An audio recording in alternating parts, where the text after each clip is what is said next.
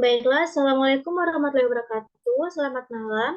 Sebelumnya, izin perkenalkan kami dari kelompok 7 akan mempresentasikan hasil diskusi kami mengenai Disconnection CX, di mana anggota dari kelompok 7 ada Raden Restuluki Anggara, saya sendiri Finanta Yulianti, Anissa Bella, dan Roza Hotno Aulitani.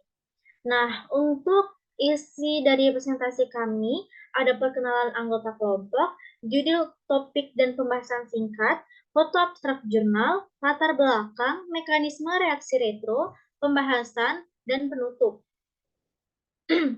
Baiklah, langsung saja di mana jurnal acuan yang kami gunakan dengan judul sintesis asam 4 metil dan etil 4 metil, di mana di sini pada jurnal ini akan mensintesis senyawa asam 4 metil dan etil 4 metil dengan menggunakan reaksi Mannich dan penataan ulang Claisen. Baiklah, di sini kita ketahui bersama bahwa retrosintesis adalah metode untuk merencanakan sintesis molekuler dengan memulai dari suatu molekul target dan fragmen yang lebih sederhana. Tujuan retrosintesis adalah untuk mengidentifikasi langkah-langkah reaksi yang dapat menghasilkan molekul target dari fragmen yang lebih sederhana. Dalam konteks retrosintesis CX disconnection, CX merujuk pada ikatan antara atom karbon dan atom lain X seperti nitrogen, oksigen, sulfur, atau halogen seperti fluor, klor, brom, atau iodin. Retrosintesis CX disconnection mencoba mengidentifikasi fragmen-fragmen sederhana yang memiliki ikatan CX dan kemudian merencanakan reaksi untuk menggabungkan fragmen-fragmen ini secara bertahap sehingga membentuk molekul target. Oke, baiklah di sini langsung saja ada mekanisme retrosintesis pada asam 4-metil oktanoat, di mana pada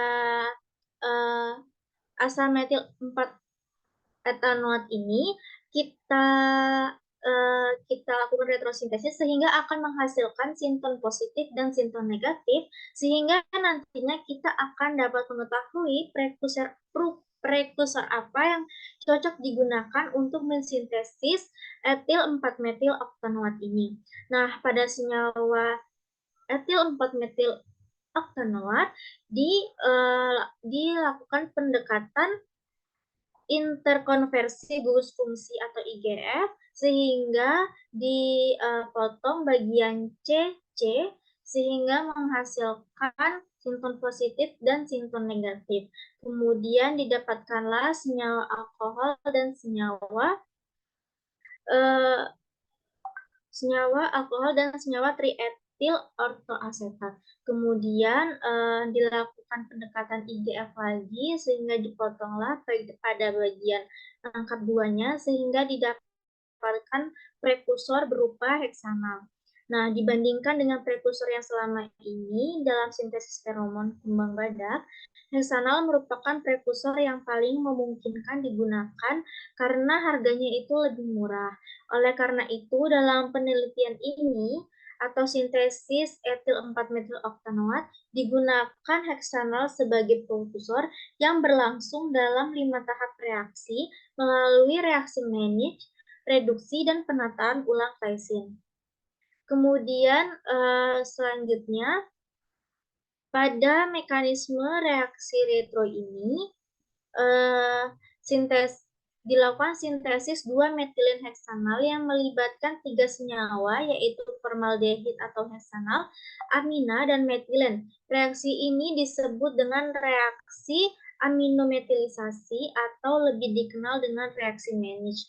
Nah, dapat kita lihat bahwa di sini ada elektron elektron dari N yang menyerang ke atom H, kemudian H menyerang ke atom karbon, sehingga C-nya itu akan bermuatan negatif yang akan berikatan dengan C. Nah, kemudian akan menjadi 2 metilen heksanal. Oke, selanjutnya akan dibacakan oleh Anissa Bella. Pada Anissa Bella dipersilakan. Baiklah, seperti pada gambar 5 merupakan sintesis 2 metilen heksanol. Nah, pada tahap ini reaksi yang terjadi adalah reaksi reduksi, di mana senyawa aldehida diubah menjadi alkohol menggunakan hidrida logam, yaitu natrium borohidrida.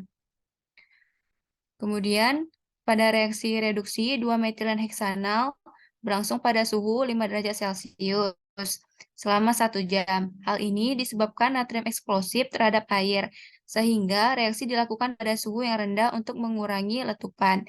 Nah, kelebihan menggunakan natrium borohidrida yaitu sebagai reduktor karena tidak reaktif terhadap air, reaksi dapat dilakukan dalam air atau alkohol. Kemudian sedikit larut dalam suhu yang dingin dan sangat larut dalam suhu yang panas. Tidak larut dalam butir eter dan mereduksi aldehid dan keton menjadi lebih cepat. Nah, produk yang didapat adalah minyak tidak berwarna dengan massa 3,2813 gram. Kemudian, pada mekanisme selanjutnya, itu merupakan sintesis etil 4 metilen oktanoat. Nah, pada tahap ini, 2 metilen heksanol hasil sintesis tahap 2 tadi dicampurkan dengan trietil ortoasetat dan asam propionat sebagai katalis. Nah, pada reaksi ini merupakan reaksi penataan ulang Claisen terhadap 2 metilen heksanol menggunakan trietil ortoester. Nah, campuran itu dipanaskan pada suhu 85 derajat Celcius selama 5 jam. Proses pemanasan ini di bawah kondisi suhu yang seharusnya, yaitu 138 derajat Celcius. Nah, akibatnya energi aktivasi tidak terpenuhi. Karena tidak terpenuhi, energi aktivitasnya menyebabkan senyawa intermediate ini lebih stabil, sehingga lebih banyak diperoleh dibandingkan senyawa target.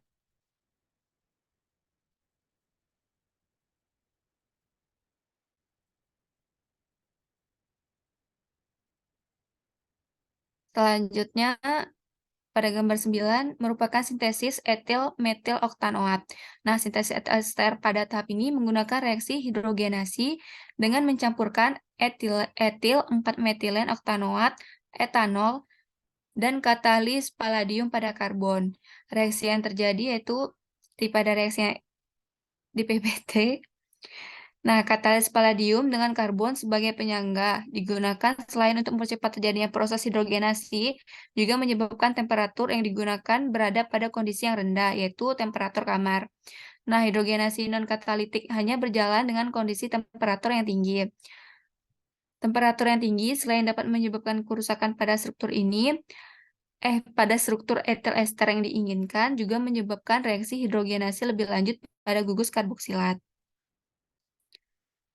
Kemudian pada gambar 11, yaitu sintesis asam 4 metil oktanoat. Etil 4 metanoat disaponifikasi dengan metode reflux menggunakan kalium hidroksida alkoholik pada suhu 78 derajat Celcius.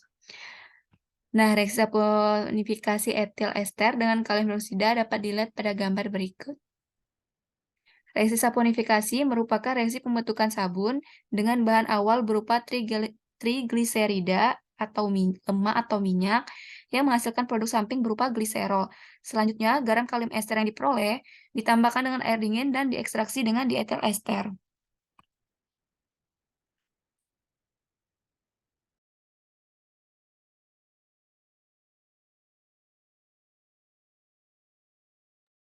Baiklah, terima kasih kepada Saudari Anissa Mila. Selanjutnya, pembahasan selanjutnya akan dijelaskan oleh Reza Fatnawi Pani. Kepadanya dipersilakan.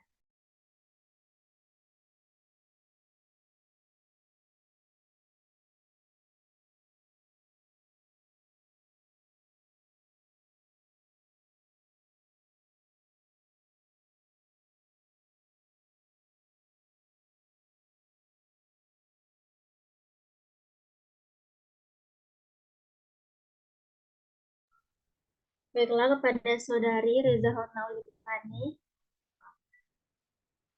Mungkin karena terkendala sinyal. Baiklah, untuk reaksi selanjutnya adalah reaksi saponifikasi atau pembentukan sabun R atau metil-metilen, di mana reaksi ini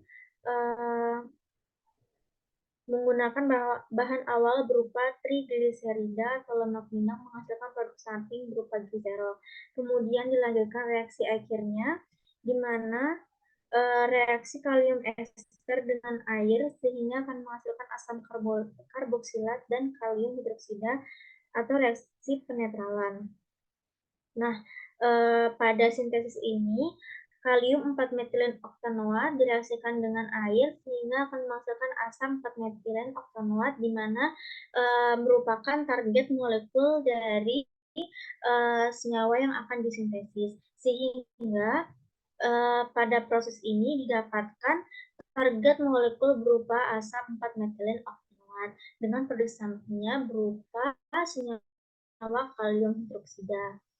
Nah, mungkin itu saja yang dapat kami sampaikan, di mana dapat disimpulkan bahwa sintesis asam metil 4 metil oktanoat ini dapat dilakukan menggunakan prekursor berupa heksanal dan menggunakan reaksi Mannich dan penataan ulang Claisen. Mungkin segitu aja dari kami. Lebih dan kurangnya kami mohon maaf. Saya akhiri. Wassalamualaikum warahmatullahi wabarakatuh.